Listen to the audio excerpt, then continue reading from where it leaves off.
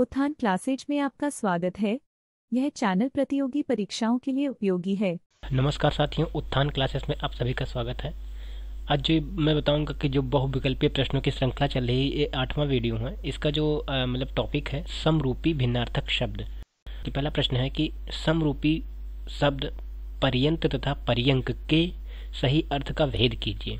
देख लीजिए, पहले ऑप्शन ये है कि कीचड़ तक, ऑप्शन बी है तक पलंग, ऑप्शन सी है पर्याप्त पलंग और ऑप्शन डी है समग्र पीड़क। तो करेक्ट आंसर इसका हो जाएगा तक पलंग, यानी कि पर्यंत का मतलब होता है तक और पर्यंक का मतलब पलंग होता है।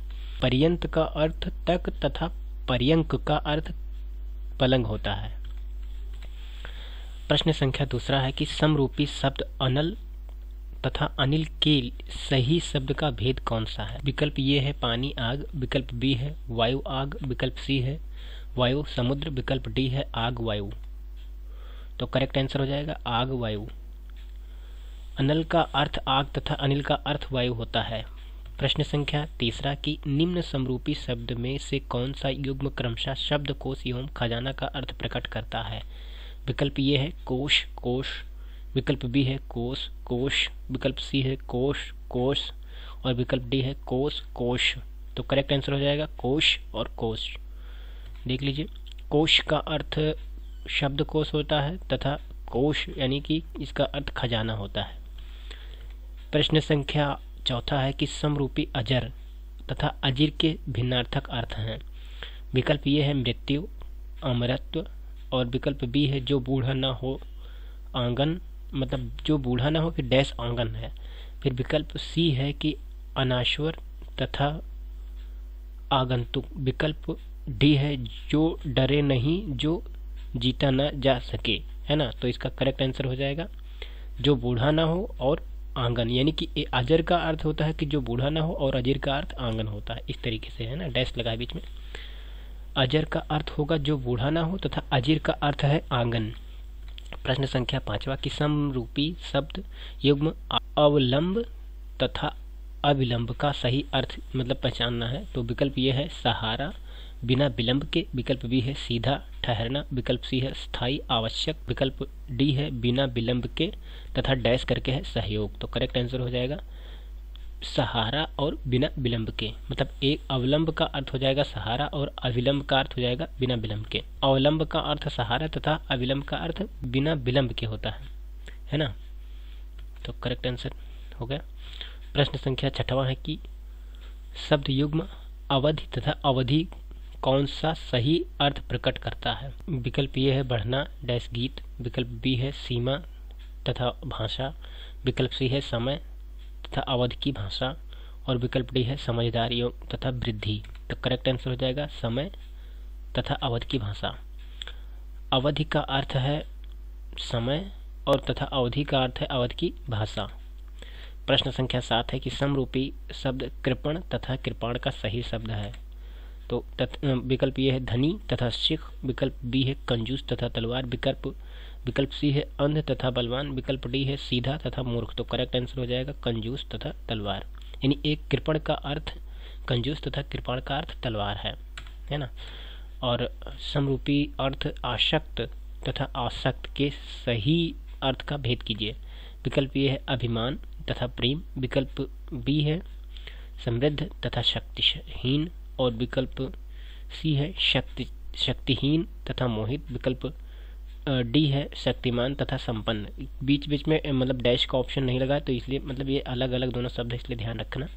तो करेक्ट आंसर हो जाएगा शक्तिहीन डैश मोहित, यानी कि देख लीजिए आसक्त का अर्थ होता है शक्तिहीन तथा आसक्त का अर्थ होता है मोहित। ये चीज ध्यान रखेंगे।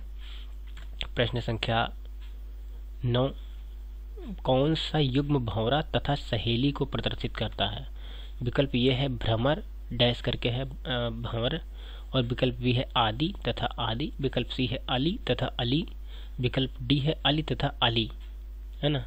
तो करेक्ट आंसर इसका हो जाएगा अली तथा अली, यानी कि बीच में डैश है। अभी देख लेना, देख लीजिए अली का अर्थ भंवरा होता है तथा अली का अर्थ सहेली होता है। ये चीज आप ध्यान रखेंगे, है ना। प्रश्न संख्या 10 है कि समरूपी शब्द युग्म उपेक्षा तथा अपेक्षा का अर्थ प्रकट करते हैं। यानी कि पहले उपेक्षा का अर्थ क्या है और अपेक्षा का अर्थ क्या है, पहले ऑप्शन देख लीजिए। ऑप्शन ये है इज्जत, इजाज़त, और ऑप्शन बी है मुकाबले, फिर उसके बाद में डैश करके है। ऑप्शन सी है अनादर, फिर डैश करके तुलना में है। उसके बाद में है डी विकल्प, इसका डी है कि स्वयक्ष, स्वयक्ष डैश करके जिद। तो इसका करेक्ट आंसर हो जाएगा अनादर, फिर डैश करके तुलना में है। देख लीजिए, उपेक्षा का अर्थ अनादर होता है तथा अपेक्षा अर्थ किसी की तुलना में किया जाता है ना, तो इसलिए आप ध्यान रखेंगे। और प्रश्न संख्या 11 है कि इनमें से कौन सा शब्द युग्म उद्यत और उद्धत के लिए सही अर्थ प्रकट करता है। विकल्प ये है तैयार तथा उदंड, विकल्प बी है अभिमान तथा उधेड़ना, विकल्प सी है अपमान तथा सम्मान, विकल्प डी है शीघ्रता तथा सहजता। करेक्ट आंसर हो जाए तैयार तथा उदंड। देख, उद्यत का अर्थ तैयार तथा उद्धत का अर्थ उदंड होता है। प्रश्न संख्या 12, कुल तथा कूल शब्द युग्म का सही अर्थ है। विकल्प ये है संपूर्ण तथा ठंडा, विकल्प बी है किनारा तथा तट, और विकल्प सी है परिवार तथा किनारा, विकल्प डी है पक्षी तथा तट। करेक्ट आंसर हो जाएगा परिवार तथा किनारा।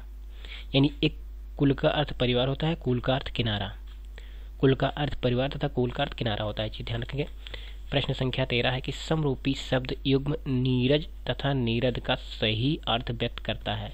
विकल्प ये है बादल तथा जल, विकल्प बी है कमल तथा बादल, विकल्प सी है समुद्र तथा बादल, विकल्प डी है समुद्र तथा कमला। करेक्ट आंसर हो जाएगा कमल तथा बादल। नीरज का अर्थ कमल तथा नीरद का अर्थ बादल होता है। प्रश्न संख्या 14 कि दीन तथा दिन का समरूपी कौन सा अर्थ प्रकट करता है।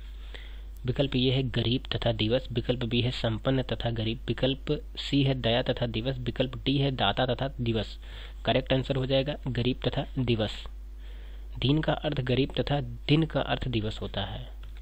प्रश्न संख्या 15 समरूपी शब्द युग्म निशाचर तथा निशाकर कौन सा अर्थ प्रकट करता है। विकल्प ये है दिन तथा रात, विकल्प बी है चंद्रमा तथा राक्षस, विकल्प सी है राक्षस तथा चंद्रमा, विकल्प डी है सूर्य तथा चंद्रमा। करेक्ट आंसर हो जाएगा राक्षस तथा चंद्रमा।